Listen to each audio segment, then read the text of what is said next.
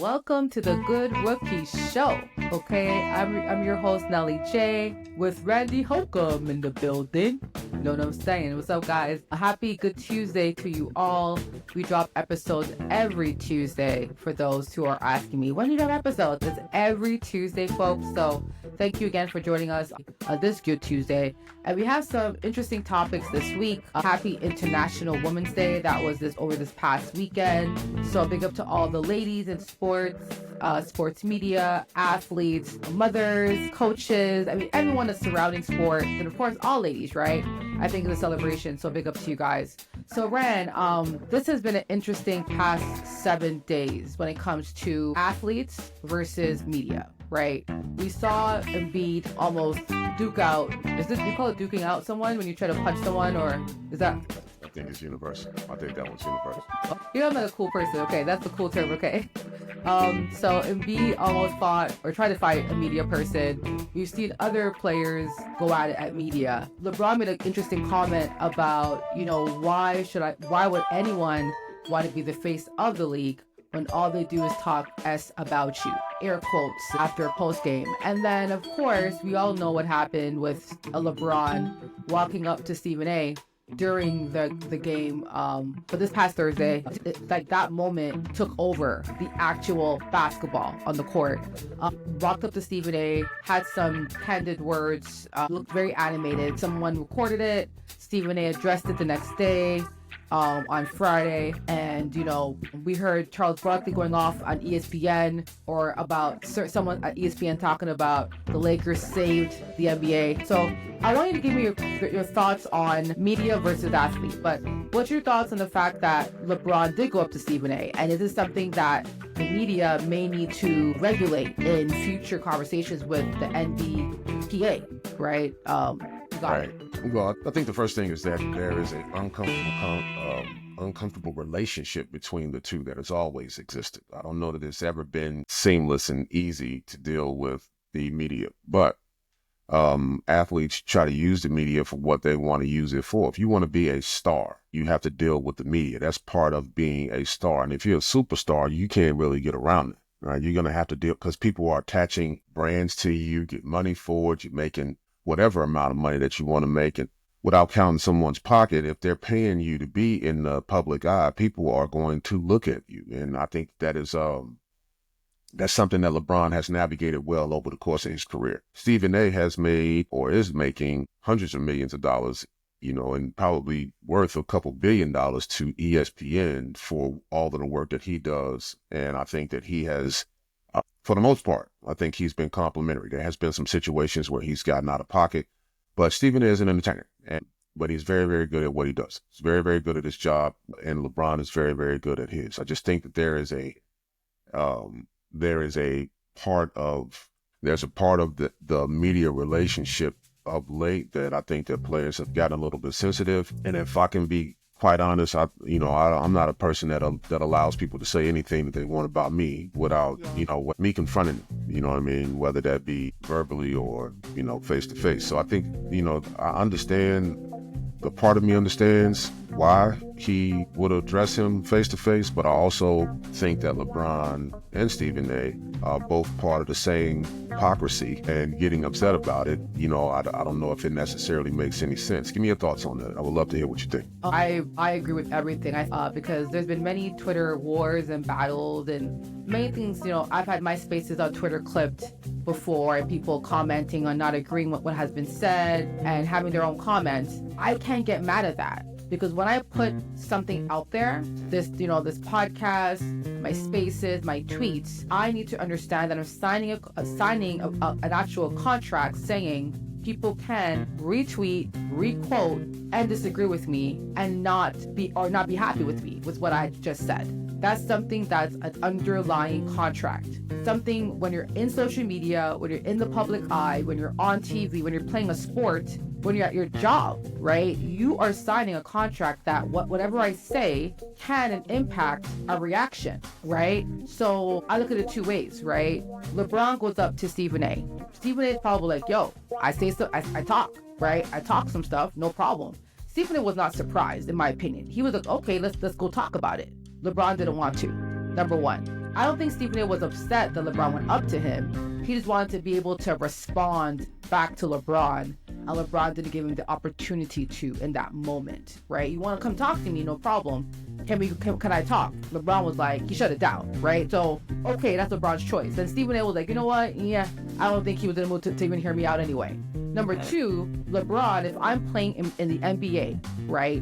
They call what the biggest, the most popular, the best talent in the world. I'm signing up to be criticized, ridiculed. I'm signing up for people to love me, right? Buy all my shoes or hate me. That is what you're signed up for. Right. And guess what? You should have also informed Bronny of that as well. Him being your child, him going into that spotlight, you should have prepared him and say, yo, honey, yo, son, in this world, people are going to love you and they're going to hate you.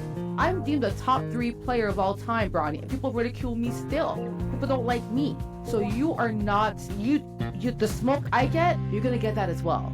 So son, I'm going to prepare you and this will make you tougher and stronger. That's the conversation LeBron should have had with Bronny and not with Stephen A.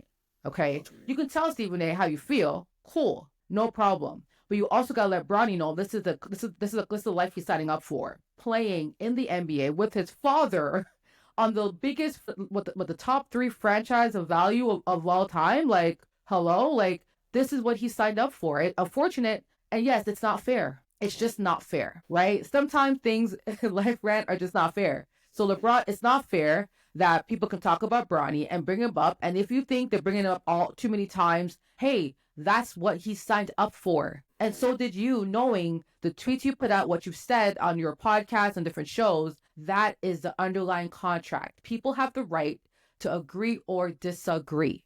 People have the right to call you out on what you say because you signed up and you're getting paid hundreds of millions of dollars a year, okay, for this underlying contract, for the fans and the media to have access to your life. So what I think is that people gotta just buckle up. This is the contract we have. People in life will not be happy with what you have to say.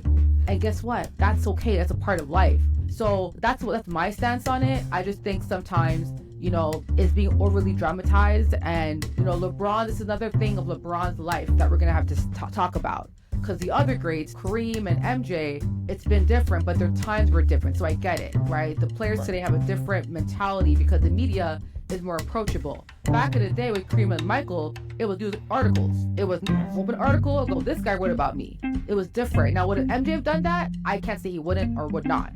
But what I can say is that now with these players coming out, Rand, we need to coach these kids how to handle the media and how to understand what they're signing up for when they get drafted this year, when they're entering the league.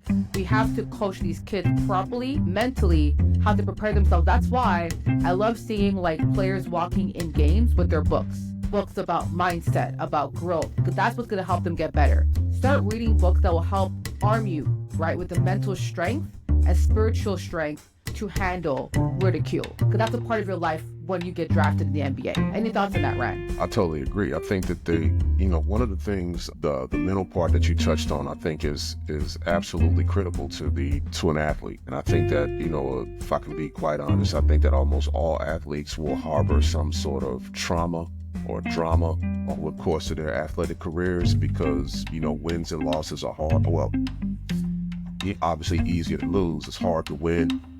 And you are trying to build a brand and you work hard and you want people to accept you for, your excellence and not necessarily point out your faults. I think that's one natural thing to, want to be loved. Mm-hmm. To your point, I think that, you got to arm yourself with the idea that, especially in the case of Bronny, I don't believe, and again, this is just my opinion, I don't believe that he is equipped to play in that league. I think that he can play basketball, but that particular league is not for everyone.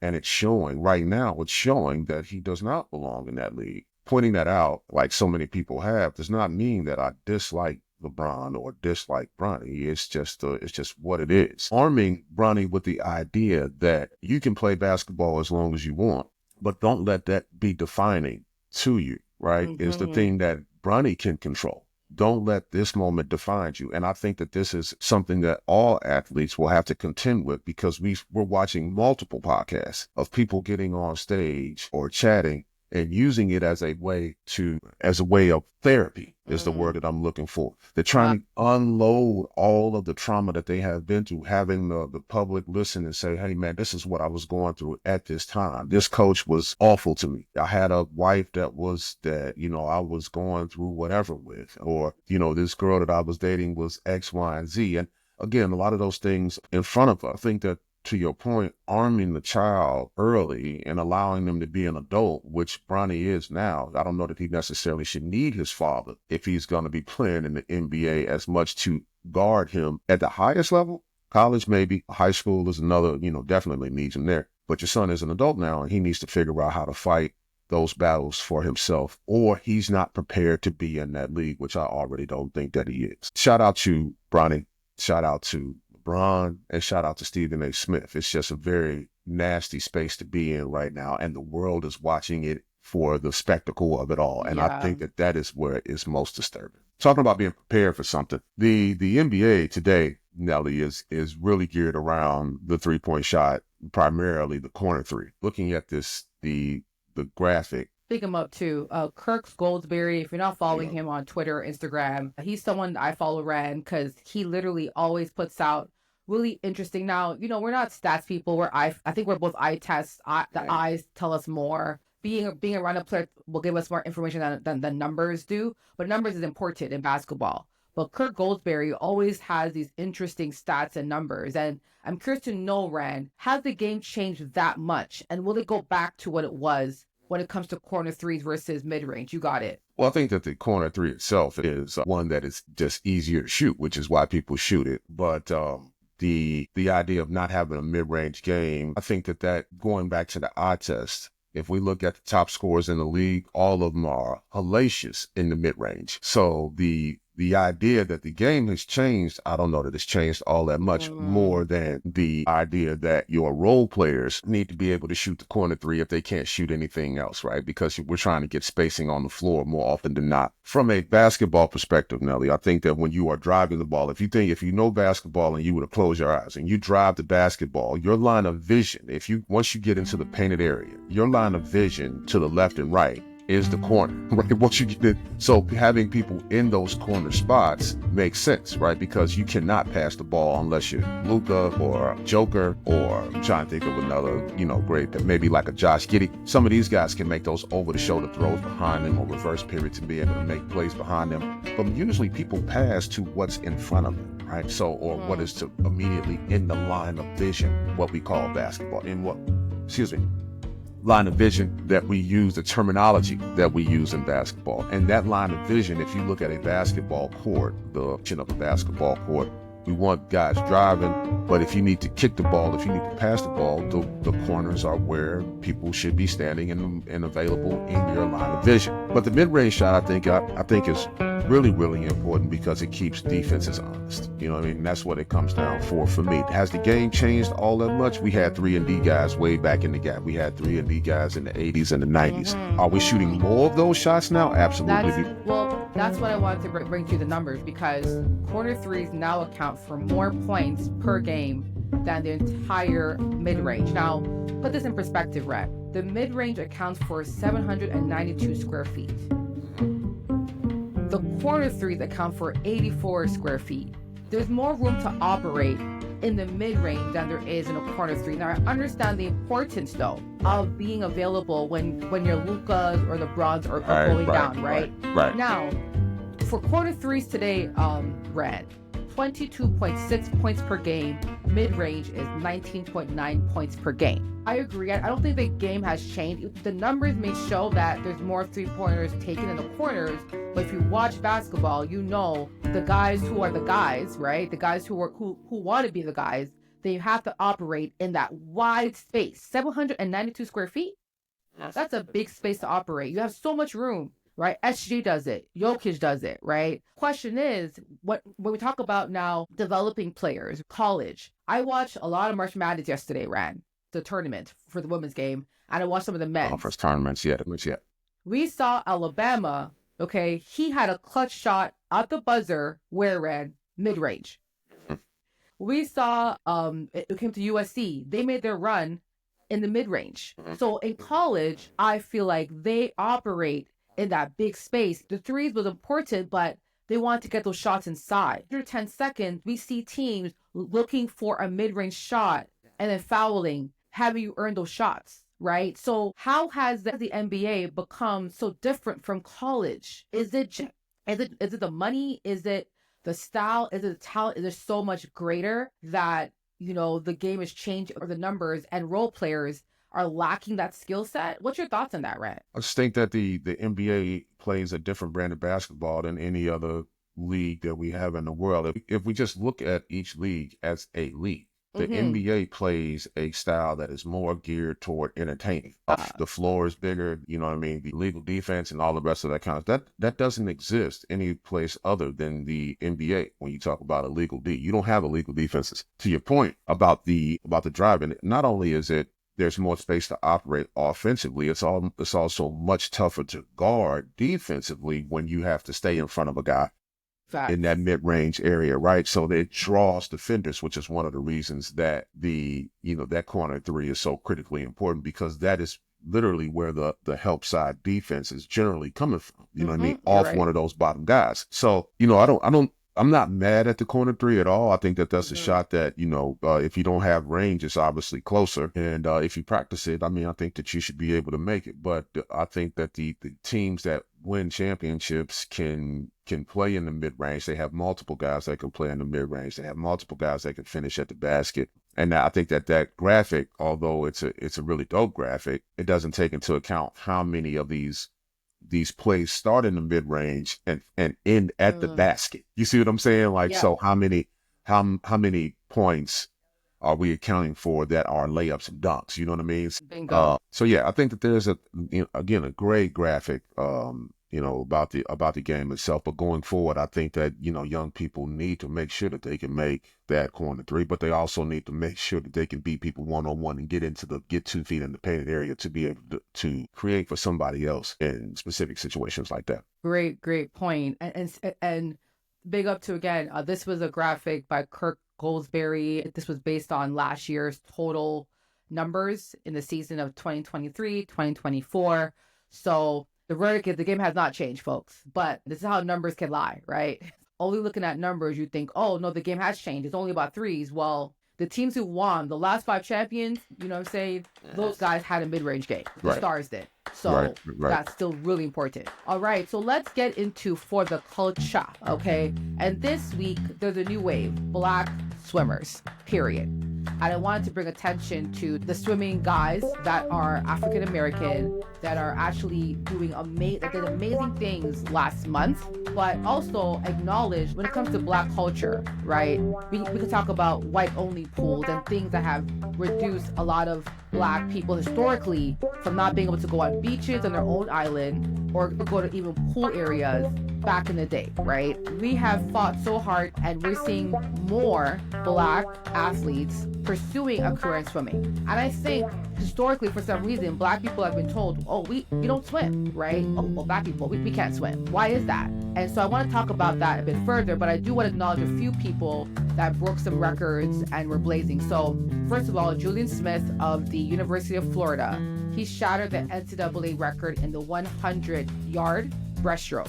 He actually his time was 49.51. And then the University of Tennessee, they had a 200-yard relay team. 3 out of 4 were Black, and they also broke the record of 112.80. So these are defying stereotypes, right? Making waves, really allowing us to break the barriers of seeing more Black people in the pool. I know Simone Manuel, I remember watching her in the Olympic. I was so shocked to see a Black woman win the Olympic gold in the freestyle. And then the last Olympics, we saw more and more people of color. I think it's important to acknowledge that, Ren, because I think in our culture, in Canada and America, there was a push to allow us to swim or even have access to swimming pools. So, and of course, I want to acknowledge Howard University, HBCU, to start a Black swimming and diving program at their school.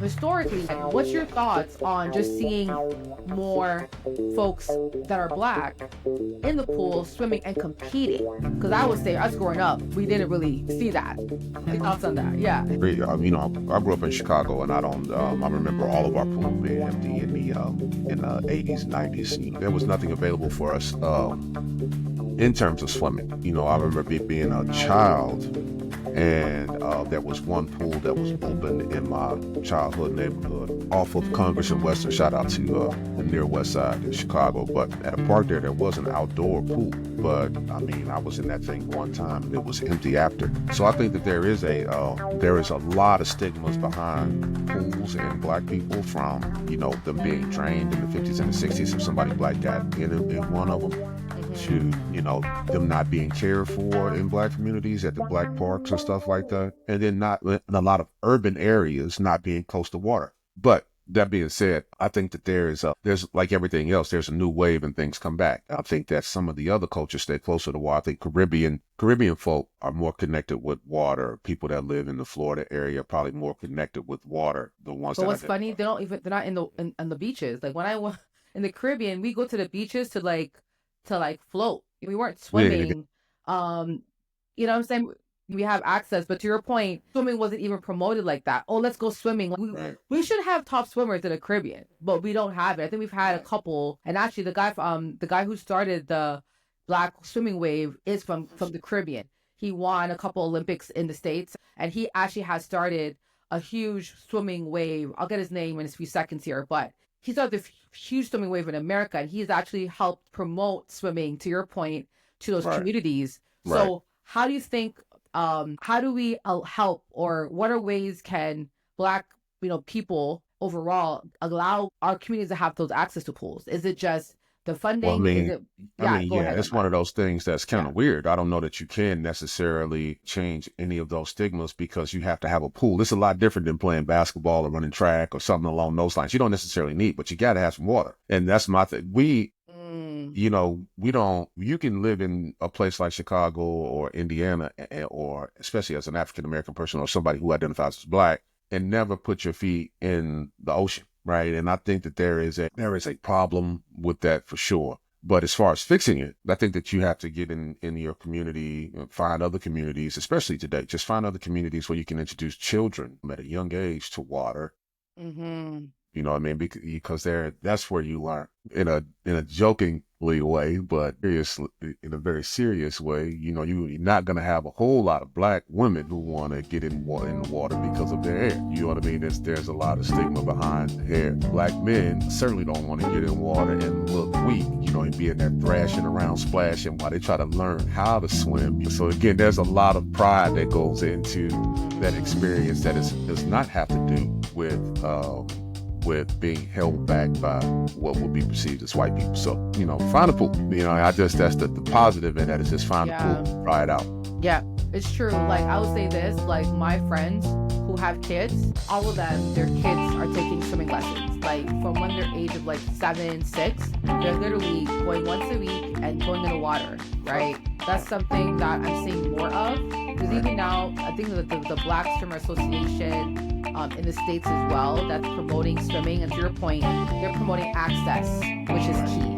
And promoting trainers, someone to teach them. I also want to big up our friend, Dinas. Then I'm nasty. Yeah, he also is, I know him and my best friend, Tisha, but the only people that I know that were Black, what do you call them again? Like the guards, like we kind of watch the pool. Thank you, lifeguards. Only those two I know that are lifeguards that are Black. And my best friend is a dolphin, I call her. Like she loves water. But she had access to pools as a kid, right? And I think to your point, introducing swimming at a very young age, you're right, that's key. As we close up this segment, I do want to big up the key figures in Black swimming.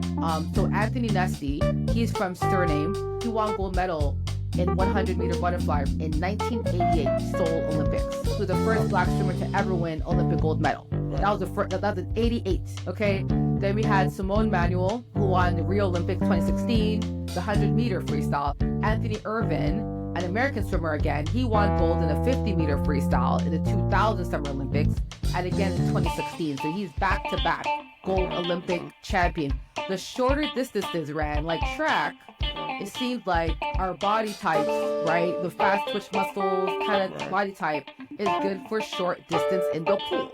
Right. It can translate. Cullen Jones, a member of the U.S. team, set a world record in the 4x100-meter freestyle relay in 2016. So big up to him. Natalie Hines, a U.S. team member that earned bronze in the 4x100 medal freestyle in Tokyo. And we have Maritza Hornia, who broke 2 American NCAA records in 2002 NCAA championships. I do want to say we are seeing since 1988, think about that, 88, and we're seeing in the 2000s alone, we're seeing a movement of black swimmers. So we're hoping that, we want to bring light to it. If you have kids, take them to the pool. Right? Let them conquer the water. Let them swim, because we don't want to become men, like what Rand said, and then they're uncomfortable splashing. I think I'll laugh if I saw you splashing in the water like that. I might be laughing at you. I ain't gonna. Yeah, it took me, full disclosure, I learned how to swim later in life. Okay. And it was a lot of thrashing and splashing, and I'm not the most buoyant, you know what I mean? Like, you got to have a little bit of buoyancy to you to be a good swimmer. Buoyant is crazy. Go ahead. But I want to also, we said Denim Nasty. I want to say his name because he's very involved in the Bay Area. So if you need a swim coach, please look up Leon Sykes, an amazing person. And he actually teaches swimming, actually is teaching his son to swim in the same conversation that we're having. And apparently his son is a pretty good swimmer after just starting. So a shout out to Leon Sykes. I love that. And I can't add this segment without shouting out a Black Canadian swimmer, because my folks might come at me, right? So I want to pick up Josh Liendo. He's just 22. He competed in the Olympics in Paris, and he was the first Black Canadian to win an Olympic medal in swimming event, earning a silver medal. Wow. He was the first, and that was last year. Wow. Okay, yeah. In Canada, that's the first one. So we're hope to see more. And he earned silver in 100-meter butterfly. So again, certain types of strokes. Right. You know what I'm saying? Butterfly, and they're all 100 meters. It seems like 100-meter is something that I think hopefully we'll see more, like on the track, we'll see more folks conquer the pool. Yeah. That's a fact. All right, y'all. Our last segment, That's Absurd. I really wanted to bring up this topic because I've seen throughout the season in the NFL, people commenting, as you call them, belly aching. I love that word, by the way. I've stolen it. That's my word now. Belly aching. People have been belly aching about this tush push. Push up push. Push up push. Whatever you want to call it. Sorry, my Trinity came out just now. So we saw the Packers literally submit a formal proposal to ban tush push play. Now, I think it's absurd because this is the NFL play. It's not illegal. You want to ban an actual play because your team don't know how to do it. That's absurd. Stop it. I think it's so absurd. But what's your thoughts on the Packers out of all teams literally saying, oh yeah, we want to ban this play? Please, your thoughts. Play at devil's advocate a little bit. Yes, of course. Please do. I think that there's some safety concerns, with this play. And the fact that, the quarterback is getting pushed by the running back, 2 hands in the back, and they're just plowing forward. There's no real way to defend it, Now, do I believe that it should be banned? Oh man, I don't. But here's the deal. On the defensive side of the ball, they were doing that on, what was it, like for field goal blocking and any kicking? I think it was field goals, I believe, where it was banned that you could not get that push, that underneath push, and have somebody drive you forward to get through the line. That was something, there was a rule that was changed some years back about that. That was almost the reverse of this. It was just on the defensive side of the ball. That rule being changed opened my eyes. I think I heard Jeff Saturday, shout out to Jeff Saturday, I heard him talking about it. And again, I'm not nearly as astute as he, but when it comes to getting push up front, and for me, I'm with you, you just got to be able to stop, man, one way or the other. They're going to ban one, I believe they need to ban the other. Exactly. That's what I'm saying. So start a whole precedent of banning plays Exactly. now. Exactly. You know what I mean? Exactly. So just because we don't like something, man, you just got to be able to stop it. You got 4 downs to get 10 yards, right? So, why don't you, instead of complaining about the tush push, employ it, right? Employ the tush push, and maybe you can beat Philadelphia, because Philly used it very, very well, and again, end up winning the championship because of it. But again, there was a ban on the flip side, or defensive side of the ball, that does not allow for you to be able to get that push that you would want to be able to get through block field goals and things of that nature. What are your thoughts on this? Yeah, I agree with you. Like, maybe a dumb question. I feel like every quarterback sneak is an element of tush push, no? I feel like they're all kind of similar. Like, well, yeah, because they're all pushing. Now, there's some quarterback sneaks where the running back is not pushing the quarterback forward, like to your point. But I feel like it's all the similar element. I just think, how about you focus on getting better personnel that doesn't allow a team to have to do a tush push? Like, you either going to, I don't know what I'm saying? Like, I think some things can just be resolved by just drafting better, figuring out a play, or when you play them, scheme and prepare that this might occur. How do we stop it? Right. Whenever a team went to the Super Bowl, other teams, want a bellyache. I love that term. Want a bellyache about how they got there. We got the Chiefs. Oh, the refs are on their side. Man. Now the tush push is unfair. Like, every time a team wins, every playoff is always something that comes out.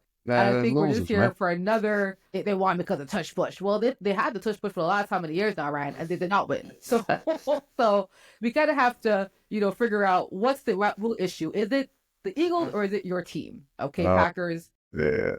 Anyways. Yeah, that was, and in fairness, there were more teams that were on board with the idea of banning it. But at the same time, sometimes you got to employ some of this stuff. Maybe if you would have used the tush push against Philadelphia, know what I'm saying? Like, maybe maybe that would have been a thing. And here's the other thing. They have the best running back in the league this year, probably the best running game in the league this year. You know what I mean? That the tush push didn't win all of their games for them. But if you got to a 4th and 1, well, hell yeah. You know what I'm saying? We're going to give it to our quarterback, who is a very good athlete, and we got an offensive line that can get pushed. Why would we not try to get, you know what I mean? Like, I don't know, we only need a yard, or if we're at the goal line and we need a yard and it's 3rd and 1, well, why not? What, you want us to go shotgun and make you feel better? You want us to drop back and throw the ball, a yard? Again, I think it's a little absurd, and maybe a lot absurd, rubs you the wrong way for sure. But no, because it's like looking at the teams who are complaining are the teams that aren't winning. Bale is complaining, like the Packers. I haven't seen one team that has won that had the issue with it, because at the end of the day, you just have to win. And then the whole safety concerns, God, y'all are playing freaking football, American football. If your concern is safety, you shouldn't be in the league in the sport in the first place. If your concern is safety and injury, why are you coaching in the NFL? Because there's many issues around at NFL. If your stance is the safety and health of our players, you're in the wrong sport. So I just think that it's just absurd where they want to pick and choose, these types of conversations when they are losing. If the Bills made it to the finals for once in their lives again, maybe they wouldn't have complained this much. The Packers, what have you done lately? I just think it's just all the losers coming out trying to figure out, tush push is why we're not. No, look at your roster, figure it out. The draft is coming up. I hope you draft well. Hope you draft well. Thanks, Ryan. Let's wrap it. That's before fine. I keep going on my shots. All right, y'all. So, folks, again, thank you for joining us on the Good Rookies show. Rand, as you know, the star of Good Rookies. Let's give us your shout outs for this week, man. You got it. Oh man, where do I start? First of all, I want to shout out you for the topics. Some of these topics are because these are amazing topics. I also want to big up a couple different people. First, I want to big up the 94 Feet Space for giving me vision to expound what it is I was talking about in terms of sport, and having some of these conversations go more public and things of that nature. So shout out to Tatum and Night Top Pops over there, man, for allowing me to speak in their space, which is giving me confidence to speak here. You know what I mean? So I think that you always got to pay homage to the people that have helped you along the way, even if they don't even know that they helped you along the way get over some phobias. Also want to shout out all the haters out there. You know what I'm saying? I want to shout them all out. You know what I'm saying? I want to thank you so much, man. I love it. The hate is fuel, right? I need you to hate. You know what I'm saying? I want to make sure that you hate, but I also for all the lovers out there. If you love me, that's cool too. I need that too. Both of those energies are energies that I use to create some of the stuff that we create. Make sure that you visit the Run Sports. Make sure that you follow the Run Sports on all platforms. Make sure you follow Mobile Round on all platforms. Make sure you follow, most importantly, Good Rookies on all platforms, and give us your feedback for sure. Those are my thoughts. This is another really good shout out. So good. I will try to be quick, and I think mine will be very fast today. Shout out Black swimmers, period. Shout out those who are looking to improve. All the associations out there, the groups that are trying to push it. I actually joined on Facebook a Black girls swimming group. So shout out to all of the groups that are encouraging us to swim. I think it's important, not only as survival, but just a life skill. Swimming should be a life skill, right? Like walking. You never know when you have to swim out of something. So I just want to big up to all the Black swimmers, all the athletes in NCAA breaking records in Canada. I really want to encourage you guys to pursue it. Like anything, when you're breaking a barrier like swimming, it's going to be tough. 2% of swimming out there is Black.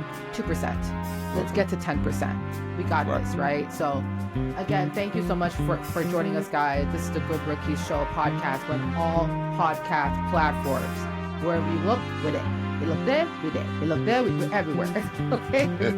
So everywhere. There, yeah. Well, there. So check us out. Oh, for there. Yeah, got there. it. Yeah, goddamn. Here we go. But thank you for joining us, guys. Have a blessed week, and we out. Peace.